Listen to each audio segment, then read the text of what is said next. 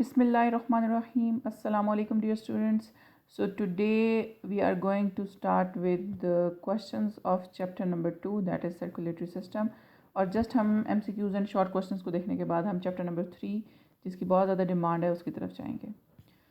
तो students multiple choice questions में यहाँ पर आपको आंसर नज़र आ रहा है in the form of bold option, और बाकी जो मैंने साथ एज इट इज़ लिखे हैं ताकि आपको मैं एक्सप्लेन कर सकूँ कि बाकी ऑप्शंस ठीक क्यों नहीं हैं.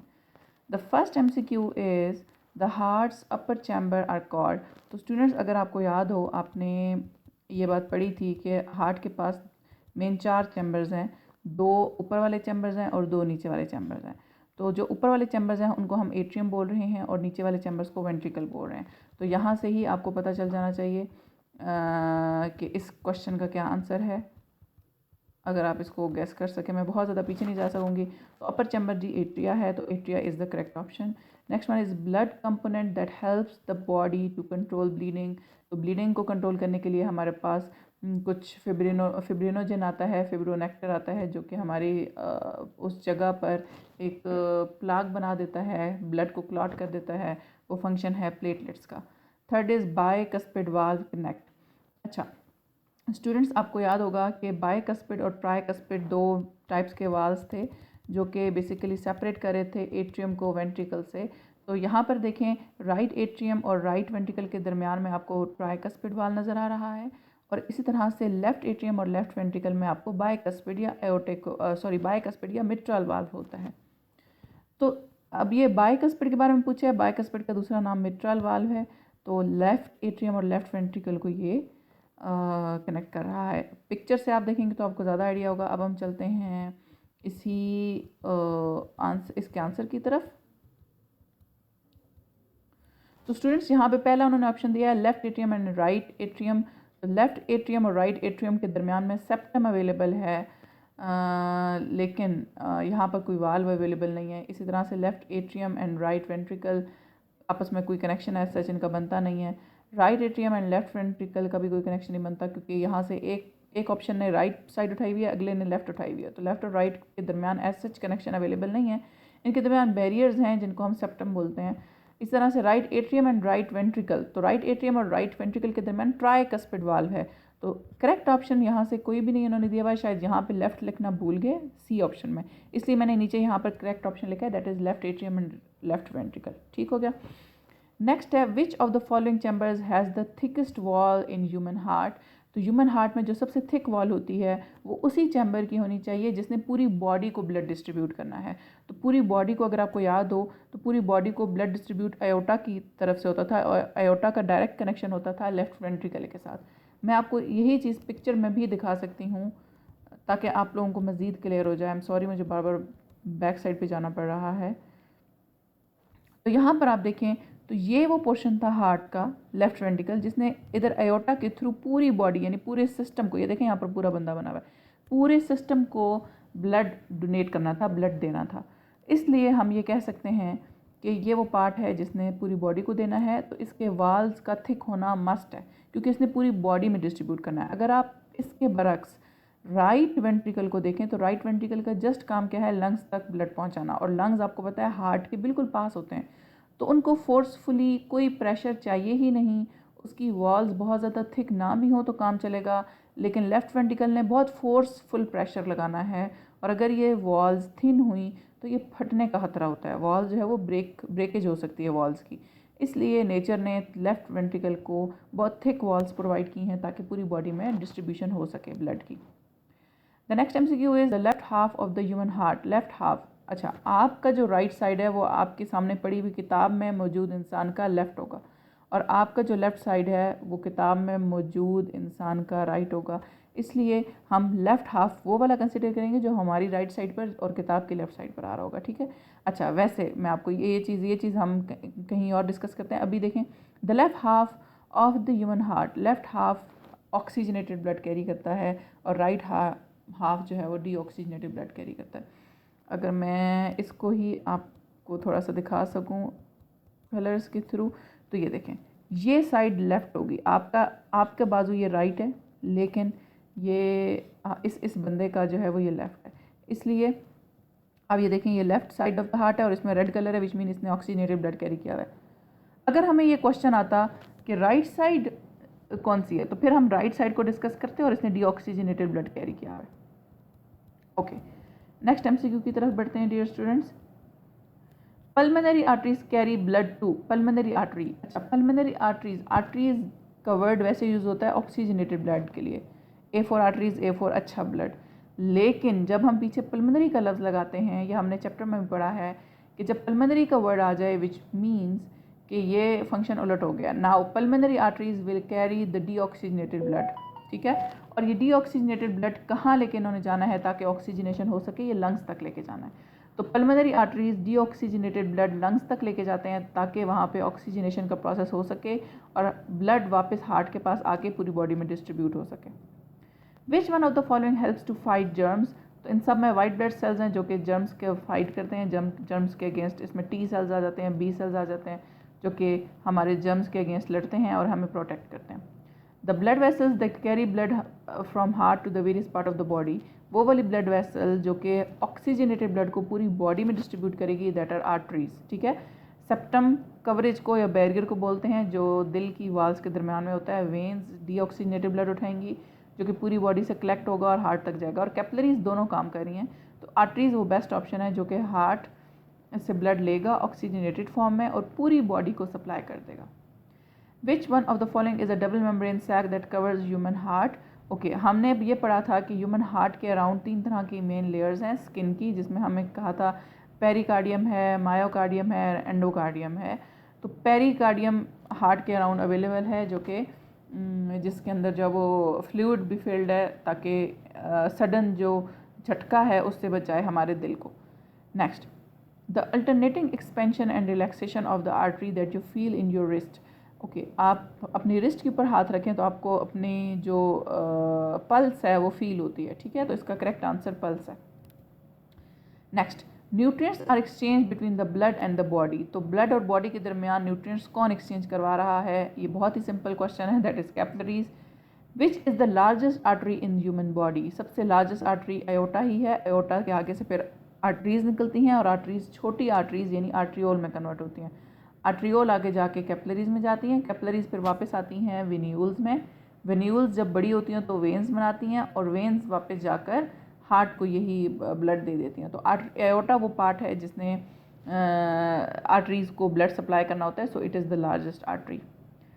What is the valve in the opening between the right atrium and right ventricle. तो हमने लेफ्ट एट्रियम और लेफ्ट वेंट्रिकल के दरमियान जो चीज़ पढ़ी थी दैट वाज मिट्रल वाल्व और बाइकस्पिड वाल्व। हमने कहाँ पर पढ़ा था, फर्स्ट एमसीक्यू में था।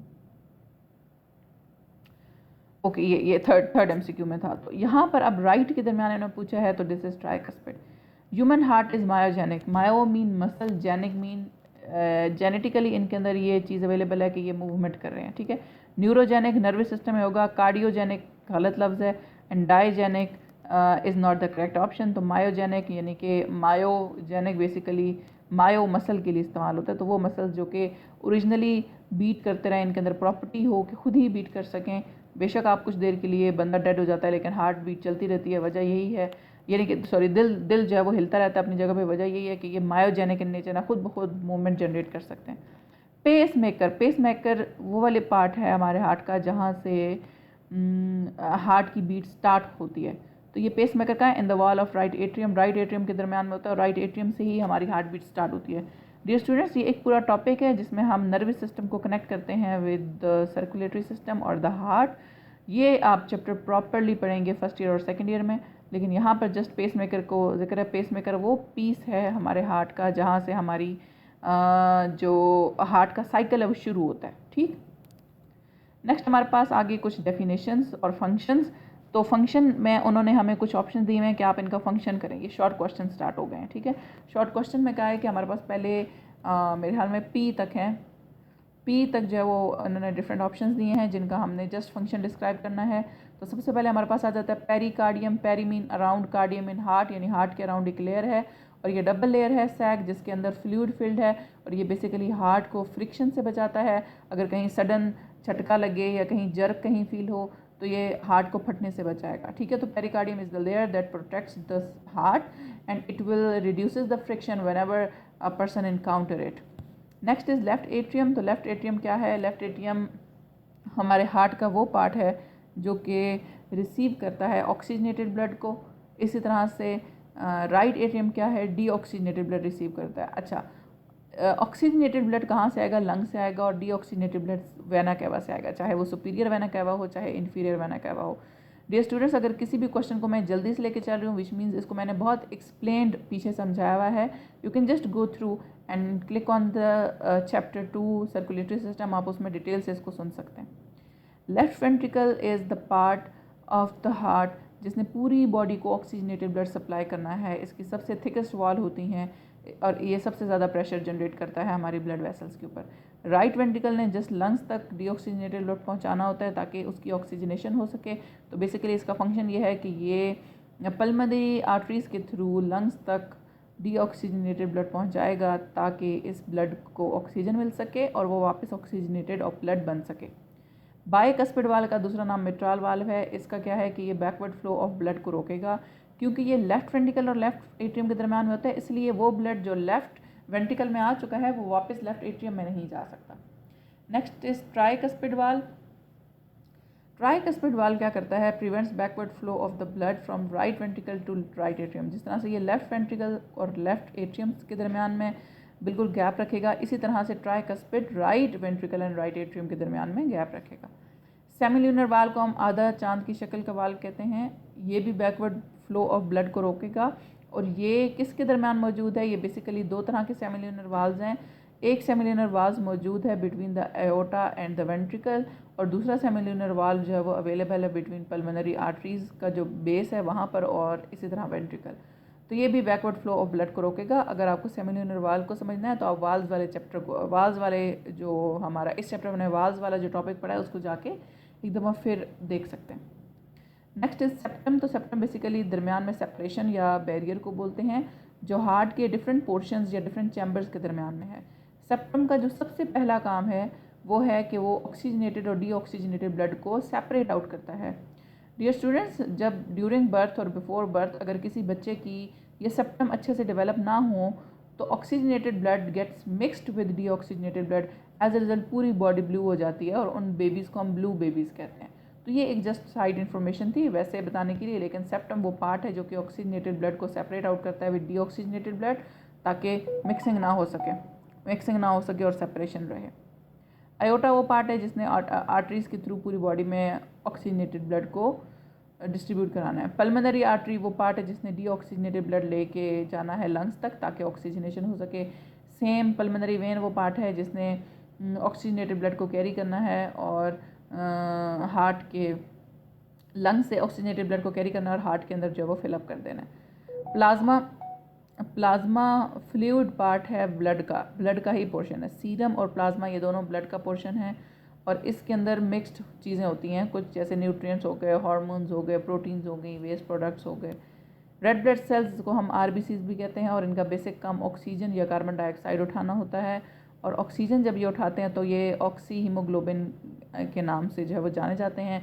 इसी तरह से कार्बन डाइऑक्साइड उठाएंगे तो कार्बोक्सी हीमोग्लोबिन के नाम से जाने जाएंगे। ठीक है, ये एक साइड इन्फॉर्मेशन है जो मैं आपको दे रही हूँ। WBCs या वाइट ब्लड सेल्स इन्फेक्शन के अगेंस्ट लड़ते हैं। कोई बैक्टीरिया, कोई वायरस या कोई भी पैथोजन हमारी बॉडी में इंटर हो जाए तो ये उसके अगेंस्ट काम करेंगे। प्लेटलेट्स का बेसिक काम है ब्लड क्लॉटिंग के अंदर, और ये जहाँ कहीं इंजरी होगी, जहाँ कहीं ज़ख्म लगेगा, ये उस जगह पर आ जाएंगे और क्लॉट कर देंगे ब्लड ताकि खून ज़्यादा ना बहे। नेक्स्ट हमारे पास क्वेश्चन है डिफरेंशिएशन का। तो सीरम और ब्लड के दरमियान डिफरेंशिएशन करना है। तो स्टूडेंट, सीरम क्या है? ये होल ब्लड नहीं है। सीरम बेसिकली एक ब्लड का पार्ट है, ठीक है, और ये लिक्विड पार्ट है। ठीक है, ब्लड के अंदर दो चीज़ें होती हैं, एक लिक्विड पार्ट, एक सेल्स। तो लिक्विड पार्ट प्लस सेल्स पूरा ब्लड बनाते हैं, लेकिन सिर्फ लिक्विड पार्ट को लेंगे तो हम उसको सीरम कह सकते हैं। ठीक है, इसके अंदर फिब्रिनोजन नहीं होगा, यानी आप सिर्फ सीरम को सेपरेट करें तो इसमें एंटीकोगुलेंट नहीं होगा, ब्लड क्लॉट हो जाएगा जल्दी से। ठीक है, अगर आप इसमें से फिब्रिनोजन सीरम के अंदर नहीं होगा, फिब्रिनोजन इस ब्लड के अंदर होगा। फिर इसी तरह से सीरम के अंदर एंटीबॉडी की डिटेक्शन होती है। हम इससे डायग्नोसिस करते हैं किसी बंदे को कोई भी बीमारी है तो उसके अगेंस्ट बॉडी के अंदर एंटीबॉडीज़ बनती हैं। हम उन एंटीबॉडीज़ से बता सकते हैं कि बंदे को क्या बीमारी थी, वो सीरम से डिटेक्ट होती हैं। इस तरह से ब्लड बेसिकली एक ज़रिया है जो कि ऑक्सीजन या कार्बन डाइऑक्साइड ट्रांसपोर्ट करता है।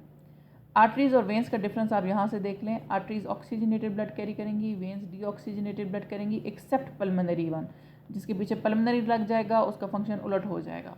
फिर इसी तरह से आर्टरीज़ की वॉल जो होती है वो थिक होती है और ये हाई प्रेशर इनके अंदर आ सकता है क्योंकि इन्होंने पूरी बॉडी में डिस्ट्रीब्यूट होना होता है। इसी तरह से वेंस जो है वो थोड़ी सी थिन होती हैं, लेस इलास्टिक होती हैं क्योंकि इन्होंने बहुत दूर तक नहीं जाना होता, बहुत दूर तक प्रेशर डेवलप नहीं करवाना होता। नेक्स्ट है ट्राइकस्पिड एंड बाइकस्पिड वाल। इसकी डेफिनेशन हम बहुत बार पढ़ चुके हैं। ट्राइकस्पिड होता है between right atrium and right ventricle, और बाइकस्पिड या मिट्रल वाल between left atrium and left ventricle. इसी तरह से हम देखें तो इसके फ्लैप्स बने होते हैं। जो ट्राई है उसका मतलब भी 3 है, which means it has 3 cusp, और इसी तरह से बाय का मतलब भी 2 है, इसका मतलब है it will be having 2 cusp. फिर बैकवर्ड फ्लो प्रिवेंट करेंगे दोनों केस में, लेकिन इस केस में ये राइट एट्रियम में जाने से बचाएगा और इसमें केस में ये लेफ्ट एट्रियम में जाने से बचाएगा। ओके, सॉरी, राइट एट्रियम से आएगा और इस केस में लेफ्ट एट्रियम से आएगा। नेक्स्ट है सिस्टोल एंड डायस्टोल। अच्छा, सिस्टोल वो प्रेशर है, सिस्टोल का मतलब होता है कॉन्ट्रैक्शन, यानी कि कोई चीज़ कॉन्ट्रैक्ट करती है तो सिस्टोल है। जैसे सिस्टोलिक ब्लड प्रेशर होता है ना, बिल्कुल इसी तरह से, ठीक है। और जब सिस्टोल में हार्ट होता है, जब आपकी कॉन्ट्रैक्शन हो रही होती है तो साउंड प्रोड्यूस होता है लब का। इसी तरह से डायस्टोल क्या है, ये रिलैक्सेशन है। जब भी वेंस, आर्टरीज या हार्ट खुलेगा तो हम उसको वैसे ही डायस्टोल बोलते हैं। इस केस में डायस्टोल क्यों हो रही है? डायस्टोल इसलिए हो रही है क्योंकि हार्ट के चैम्बर्स खुले और उनके अंदर ब्लड आए, और ये ब्लड प्रेशर को लो करता है क्योंकि जब भी जगह एरिया खुला होता है, फिजिक्स के रूल के अकॉर्डिंग एरिया जैसे ही ज़्यादा होगा तो प्रेशर कम हो जाएगा और फिर ये डब का साउंड प्रोड्यूस करता है। इसी तरह कलेक्टिवली लब डब का साउंड प्रोड्यूस होता है जैसे ही आपका एक हार्ट बीट मुकम्मल होती है। Okay, next is red blood sales and white blood cells का डिफरेंस। तो रेड ब्लड सेल्स ऑक्सीजन और कार्बन डाइऑक्साइड को कैरी करते हैं एज ऑक्सी हीमोग्लोबिन और carboxy haemoglobin. White blood cells infection के अगेंस्ट लड़ते हैं, कोई बैक्टीरिया, कोई वायरस या कोई भी पैथोजन पैरासाइट हमारी बॉडी में इन हो जाए तो ये उससे बचाएंगे। रेड ब्लड सेल की शेप लिखी हुई है, बाइकनकेव है और इसके अंदर न्यूक्लियस नहीं होता। याद रखिएगा, रेड ब्लड सेल्स ए न्यूक्लिएटेड होते हैं, इनके अंदर न्यूक्लियस नहीं होता जब ये मेच्योर हो जाएं। जब ये मेच्योर नहीं होते तब इनके अंदर न्यूक्लियस अवेलेबल होता है। इस तरह से वाइट ब्लड सेल्स के पास न्यूक्लियस है और इनकी इरेगुलर शेप है। रेड ब्लड सेल्स ज़्यादा तादाद में होते हैं और वाइट ब्लड सेल्स कम होते हैं, लेकिन अगर इन्फेक्शन बॉडी में ज़्यादा होना शुरू हो जाए तो वाइट ब्लड सेल्स अपने आप को प्रोलिफरेट कर लेते हैं, बढ़ जाते हैं नंबर्स में, तादाद में ज़्यादा हो जाते हैं, just to fight with the infection. Next हमारे पास है pulmonary artery and pulmonary vein. इसका फंक्शन बहुत बार डिस्क्राइब हो चुका है। पल्मोनरी आर्टरी डीऑक्सीजनेटेड ब्लड उठाएगी, पल्मोनरी वेन ऑक्सीजनेटेड ब्लड उठाएगी। पल्मोनरी आर्टरी का काम यह है कि वो डीऑक्सीजनेटेड हार्ट से लेके लंग्स को दे ताकि ऑक्सीजनेशन हो सके। पल्मोनरी वेन क्या करेगी, वापस लंग्स से ऑक्सीजनेटेड ब्लड लेगी और हार्ट को देगी। पल्मोनरी आर्टरी जो है वो कनेक्ट करती है हार्ट को लंग्स के साथ और पल्मोनरी वेन कनेक्ट करती है लंग्स को हार्ट के साथ। Next is why is circulatory system necessary. तो सर्कुलेटरी सिस्टम के कुछ फंक्शंस हैं जिनमें transport oxygen, nutrients, hormones, waste product, temperature maintenance, ये सब कुछ हम पढ़ चुके हैं इससे पिछले वाले लेक्चर में। तो इसके ये सारे फंक्शन हैं। 3 सर्किट्स हमारी बॉडी में अवेलेबल हैं, pulmonary, systemic, coronary. Pulmonary circuit connect करता है लंग्स के साथ सर्कुलेशन को। सिस्टमिक सर्किट पूरी बॉडी की सर्कुलेशन को बोल रहे हैं, यानी हमारी बॉडी को किस तरह से मिल रहा है। और कोरोनरी जो है वो दिल से रिलेटेड है, यानी कि दिल को खुद को कैसे ब्लड सप्लाई हो रहा है। Describe coronary circuit. Coronary circuit heart के अपने मसल्स को किस तरह से फूड या न्यूट्रिएंट्स या ऑक्सीजन प्रोवाइड की जा रही है, उसका नाम है। और हार्ट के कौन से मसल्स हैं जो ये रिसीव कर रहे हैं, that is myocardium. Myo mean muscles, cardium mean heart. Myocardium यानी हार्ट के muscles. Coronary arteries branch from the aorta, aorta से ब्रांच होती हैं और ऑक्सीजन रिच ब्लड हार्ट के अपने टिश्यूज को देती हैं। इस तरह से कोरोनरी वेंस हार्ट के टिश्यूज से वो डीऑक्सीजनेटेड ब्लड कलेक्ट करके वापस हार्ट को दे देती हैं। 6 फंक्शन ऑफ ब्लड, हमने ब्लड के फंक्शन ऑलरेडी बहुत बार पढ़ चुके हैं। ऑक्सीजन एंड कार्बन डाइऑक्साइड का ट्रांसपोर्ट, न्यूट्रिएंट्स का ट्रांसपोर्ट, वेस्ट प्रोडक्ट का रिमूवल, इन्फेक्शन के अगेंस्ट लड़ाई, फिर बॉडी के टेम्परेचर को मेंटेन करना और ब्लड क्लॉट करवाना। ठीक, what are the organs that are connected to circulatory system. तो सर्कुलेटरी सिस्टम में सबसे पहला जो ऑर्गन आएगा वो हार्ट आएगा, फिर लंग्स आएंगे क्योंकि लंग्स ऑक्सीजनेशन कर रहे हैं। लिवर आएगा क्योंकि लिवर जो है वो एक तो रेड ब्लड सेल्स को बना रहा है, दूसरा कुछ न्यूट्रिएंट्स को स्टोर कर रहा है। किडनीज आएंगी क्योंकि किडनीज इसी ब्लड को फिल्टर कर रही हैं। इंटेस्टाइन्स आएंगे क्योंकि इंटेस्टाइन से फूड जो है वो इस ब्लड स्ट्रीम के अंदर आ रहा है। स्प्लीन आएगा, स्प्लीन क्योंकि इस ब्लड के इम्यून फंक्शन को परफॉर्म कर रहा है। और बोन मैरो आएगा जो जिसके पास इस सारे ब्लड के लिए, इनके सेल्स के लिए प्रिकर्सर सेल्स मौजूद हैं जो जब बड़े होते हैं तो ये ब्लड सेल्स बना देते हैं, जैसे RBCs, WBCs and platelets. Name types of blood vessels. तो ब्लड वेसल्स आपको पता है हमारे पास मेनली 3 तरह की हैं, आर्टरीज, वेन्स और कैपिलरीज। लेकिन अगर हम इन्हें सब डिवाइड करें तो आर्टरीज, छोटी आर्टरीज को आर्ट्रियोल और छोटी वेन्स को वेन्यूल्स बोलते हैं। तो आर्टरीज ऑक्सीजनेटेड ब्लड कैरी करेंगी accept pulmonary one, veins deoxygenated carry करेंगी एक्सेप्ट पल्मोनरी वेन, कैपिलरीज दोनों तरह के ब्लड को कैरी करेंगी। बेसिकली ये एक्सचेंज का काम देती हैं, एक हाथ से ये दे रही होती हैं ऑक्सीजन रिच ब्लड और दूसरे हाथ से ये ऑक्सीजन डेफिसिट ब्लड वापस ले रही होती हैं। आर्ट्रियोल छोटी आर्टरीज को बोलते हैं और वेन्यूल छोटी वेन्स को बोलते हैं। अच्छा, वाइट ब्लड सेल्स क्या हैं और इनका फंक्शन क्या है? अच्छा, वाइट ब्लड सेल्स की टाइप्स देखें, neutrophils, lymphocytes, monocytes, eosinophil, basophil, ये वाइट ब्लड सेल्स की टाइप्स हैं। और ये टाइप्स क्या हैं? They are called white. इनको वाइट क्यों कहा जाता है? क्योंकि जब हम इनको माइक्रोस्कोप में देखते हैं तो ये वहाँ पर वाइट नज़र आते हैं या कलरलेस नज़र आते हैं, क्योंकि इनके पास हीमोग्लोबिन नहीं होता। रेड ब्लड सेल्स का कलर रेड अपीयर ही इसलिए होता है क्योंकि उनके पास हीमोग्लोबिन होता है। Okay, in what ways does pulmonary artery different from all other arteries? Pulmonary arteries बाकी आर्टरीज से मुख्तलिफ क्यों है? क्योंकि पल्मोनरी पीछे लफ्ज़ लग जाए तो आर्टरी क्या करेगी? डीऑक्सीजनेटेड ब्लड उठाएगी और डीऑक्सीजनेटेड ब्लड उठा के वो लंग्स को देगी ताकि ऑक्सीजनेशन हो सके। अदरवाइज बाकी सारे आर्टरीज ऑक्सीजनेटेड ब्लड उठाती हैं, वो कभी भी डीऑक्सीजनेटेड ब्लड नहीं उठाएंगे। How are valves of the human heart important? Human heart के वाल्व्स क्यों इंपॉर्टेंट हैं? क्योंकि सबसे पहला इंपॉर्टेंट काम यह है कि बैकवर्ड फ्लो ऑफ ब्लड को रोकेंगे और प्रॉपर सर्कुलेशन मेंटेन करेंगे। Suggest an injury that cuts open an artery is much more dangerous than an injury to a vein. आप ये बताएं कि जो आर्टरी की इंजरी है उससे ज़्यादा डेंजरस, वो ज़्यादा डेंजरस क्यों है एज़ कम्पेयर टू वेन? क्योंकि आर्टरीज़ के अंदर प्रेशर ज़्यादा फ्लो कर रहा होता है। हाई प्रेशर पे अगर कट लगेगा तो ज़्यादा ब्लड जो है वो रिलीज़ होगा, ज़्यादा ब्लड ज़ाया होगा। ठीक है, इसी तरह से जो आर्टरीज़ हैं उनमें ऑक्सीजनेटेड ब्लड होता है, तो ऑक्सीजनेटेड ब्लड अगर ज़ाया हो जाएगा तो हमारे उस ऑर्गन तक ऑक्सीजन नहीं पहुंच पाएगी, और जब भी किसी भी बॉडी ऑर्गन को ऑक्सीजन नहीं पहुंचेगी वो डेड होना शुरू हो जाएगा। Why are valves present in veins but not in arteries? Valves veins में प्रेजेंट होते हैं लेकिन आर्टरीज में नहीं। तो आर्टरीज़ का याद रखें, ये ओरिजिनली एक अच्छा ब्लड कैरी कर रही हैं, ऑक्सीजनेटेड ब्लड कैरी कर रही हैं, इन्हें ज़रूरत नहीं है, अगर ये बैकवर्ड फ्लो भी करता है तो कोई नुकसान नहीं होगा। लेकिन वेन्स के अंदर कुछ वाल्व्स अवेलेबल होते हैं, आप अगर पिक्चर में देखें तो वेन्स की जो वाल्व्स हैं ये बैकवर्ड फ्लो से रोकेंगे। अगर वेन वाला ब्लड वापस चला जाए, बैकवर्ड फ्लो को ना कोई रोके, ना कोई वाल्व अवेलेबल ना हो, तो उसका नुकसान ये होगा कि ये जो ऑक्सीजन डेफिसिट ब्लड है, जो अच्छा ब्लड नहीं है, वो पूरी बॉडी में डिस्ट्रीब्यूट होना शुरू हो जाएगा और ये नुकसान पहुंचाएगा। और वैसे भी आर्टरीज़ के अंदर प्रेशर ज़्यादा होता है तो ये ब्लड फॉरवर्ड ही मूव करेगा, लेकिन वेन्स के अंदर प्रेशर ज़्यादा नहीं होता, इसलिए एक वाल्व का होना ज़रूरी है ताकि बैकवर्ड फ्लो ना हो। Why are the walls of the atria thinner than walls of the ventricles? Atria ने जस्ट ऊपर से नीचे ब्लड पहुँचाना है, एट्रिया का कोई फंक्शन नहीं है। देखें, एट्रियम जो है, राइट एट्रियम और लेफ्ट एट्रियम, उन्होंने सिर्फ right ventricle and left ventricle तक ब्लड पहुँचाना है। इसका मतलब ये हुआ कि इन्हें इतना ज़्यादा प्रेशर या इतना ज़्यादा फोर्स नहीं चाहिए और ताकि ऊपर से नीचे जो है वो ब्लड पहुंचा सकें। लेकिन अगर आप वेंस को देखें, वेंट्रिकल्स को देखें, तो इन्होंने या तो पूरी बॉडी या तो हार्ट तक ब्लड पहुंचाना है। इस वजह से इनके पास पंपिंग कैपेसिटी ज़्यादा होनी चाहिए, and that's why atrias thin होते हैं एंड वेंट्रिकल्स थिक होते हैं। Why is the muscles of the left ventricle thicker than that of the right ventricle? ये बात हम पहले भी डिस्कस कर चुके हैं। लेफ्ट वेंट्रिकल्स ने अपना ब्लड पूरी बॉडी को डिस्ट्रीब्यूट करना होता है, जिसकी वजह से ये थिक होंगी और राइट वेंट्रिकल्स थिन होंगे। डियर स्टूडेंट्स, यहाँ तक हमारा चैप्टर नंबर 2 कंप्लीट हो चुका है, and next time we will start chapter number 3। तो चैप्टर नंबर 2 के से रिलेटेड कोई भी क्वेश्चन हो, you can ask in the comment box. Thank you so much. अल्लाह हाफिज़।